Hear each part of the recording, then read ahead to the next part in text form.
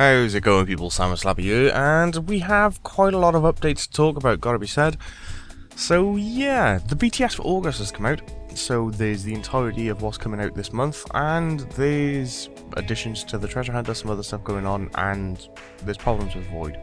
So yeah, either way, let's get to it. So you got Plague's End. If you don't know what Plague's End is, it's the new Elven quest. Basically, it'll give you access to prifddinas, so yeah. It's going to be a pretty big quest. Apparently you can earn huge rewards like 800k XP over a range of skills and a special outfit to help you with your thieving needs. So yeah, that's not bad, can't fault it. Requirements, if you're wondering, is pretty much 75 everything, and you need to have completed catapult, construction, making history, and within the light. So that's the requirements of Plague's End. That will be coming out this month. Apparently it's going to be a 2-hour plus grandmaster quest. Light puzzles. Morning Zen Part 2. Oh my god, bad times. So another one, they're going to be changing the clans and stuff. They're going to be buffing them. So you're going to be reworking the clan camp. There's going to be new Vaxilium stands and teleport flags in Berthorpe. And they're also going to be bringing a bunch of temporary benefits for the clan month. XP return from skill plots within citadels will increase to 140%. They'll also increase XP buffs, heals and damage protection from your avatar, increase bonus XP from your quartermaster, and right-click fieldy reward from your clan cloak. So there's a few things going on with the clan. There's also podcasts and competitions coming up too, and they're getting ready for the Clan Cup. So there we go. Also, they're going to be bringing in another update by the name of Soul Reaper. This one seems kind of interesting. So this is a nice little update to Slayer. They're going to be calling it, for the time being at least, Soul Reaper. And basically, Death is getting frustrated at the life that bosses have, so he's going to give you Slayer tasks to go ahead and kill bosses. Lots and lots of times. As a reward for completing these boss assignments, he's happy to offer you massive chunks of Slayer XP, plus access to a brand new gem. And this gem can actually be crafted into the top tier jewellery. These are going to be far more powerful than the Onyx gear, apparently. They'll also still require you to have the crafting level in order to make Onyx stuff. So it's going to be fairly high crafting, and it's going to be more powerful than Onyx. So we could very well have some very nice Slayer, well, jewellery stuff. Maybe it's not just for Slayer, because they do say it's got better gear and stats than the Onyx, so could be the new top daddy necklace and ring, maybe. I don't know, we'll guess we have to wait and see until it comes in game, but other than that, Barbarian Assault is going to be reworked. It's been waiting for this for God knows how long. Barbarian Assault's pretty much been broken for ages. So yeah, they're going to be making everything pretty, changing the way they look and stuff, and apparently fixing a lot of the problems that are currently with it. So there's going to be no level requirements, so you can just jump straight into Barbarian Assault and get yourself some free stuffs. There we go, there is that. It's also going to be a new hard mode added to the Barbarian Assault, and this is going to be fighting against the Penance King. So there we go. So if you're interested in Barbarian Assault, you do have that. So other stuff, you'll be able to find some brand new wings and tails to play about within Solomon's store. They're releasing the 1000th music track as well, so there is that.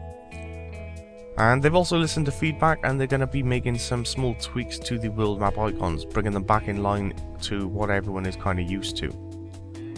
And additionally, there's going to be that huge amount of account names that they're going to be freeing up, the character name clearance. So they're doing that as well. So all in all, they're going to be fixing all the names and stuff so people can make their names more often, more music, and well, Barbarian Assault's being remade. There's going to be a new massive addition to Slayer. Well, I say massive. You're going to be able to take Slayer assignments to kill bosses to get the new highest tier jewellery and stuff. It is clan month, so bonus XP and all that stuff for your clan. And Plague's End, the beginning of entrance to prifddinas, is going to be here as well. So yeah, pretty good month. Nice little updates, let's be honest. But there's still more, so let's get into it.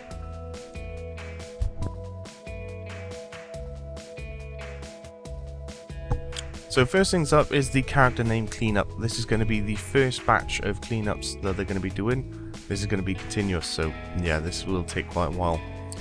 So recently they announced they'd be updating the way in which character names work, and they'll also let you know that they'd be releasing a huge amount of names from old and unused accounts, allowing you to change a character name to one of the names that may very well become available. So the countdown is currently on now. Next week they'll be releasing the first batch of names. This is all names beginning with A to C. So there's going to be quite a few new names available, so if you want about changing your name and maybe it was taken before, it might be worth trying to do it now, as it may actually be released. So yeah, this is going to be going on for quite some time as they keep clearing up all these names, but yeah, all in all, can't fault it. Other thing to talk about is Treasure Hunter. They've added something called Totems of Wisdom. So you can summon a Totem of Wisdom to gain bonus XP in any skill, plus share with your friends to give them a 10% bonus XP as well, and even more for yourself. So this is going on from the 1st of August till the 8th of August, and you have a chance to win Essence of Wisdom. Use your Essence to summon a Totem of Wisdom and draw bonus XP from it while skilling. Just train as you normally would and watch your XP increase. The totem itself holds its own stash of bonus XP, which will be used up before any bonus XP you've got stored up regularly. Remember to keep your totem within your sight. If you step too far away, your totem will disappear and you'll have to resummon it. You can share your Totem of Wisdom with others in-game to get even more bonus XP. When your friends attune themselves to your totem, they'll gain 10% of the bonus XP. So there we go.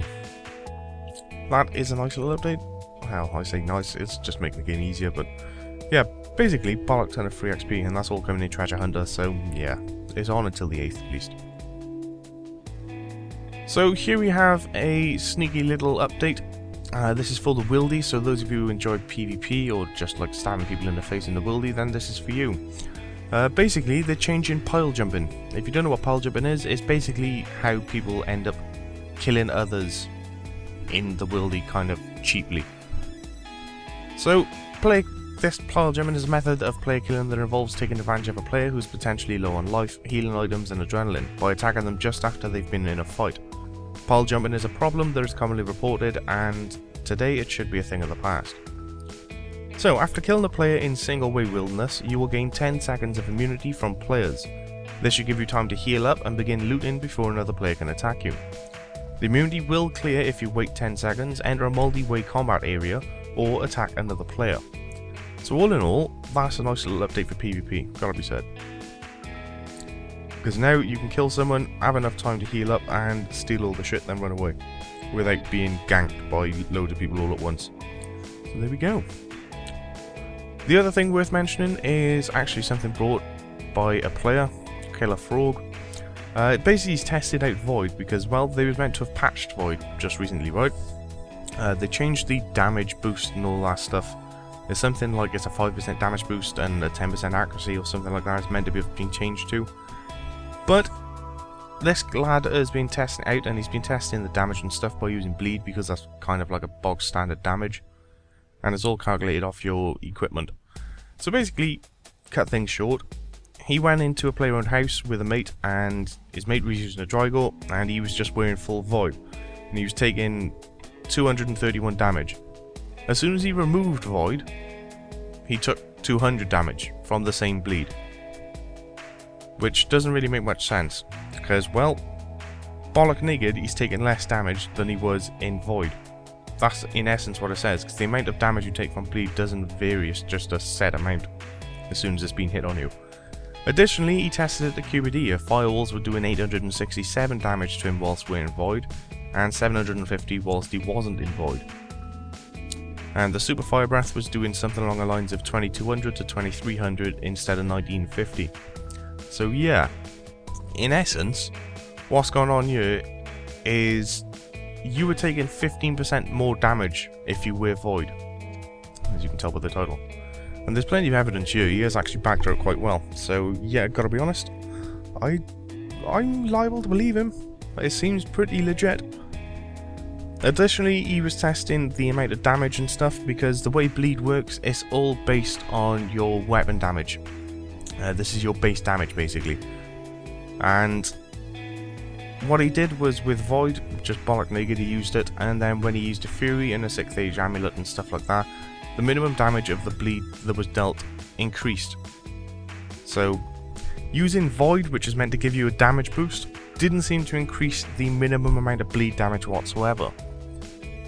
And this was a bit of a problem because he started to test her again.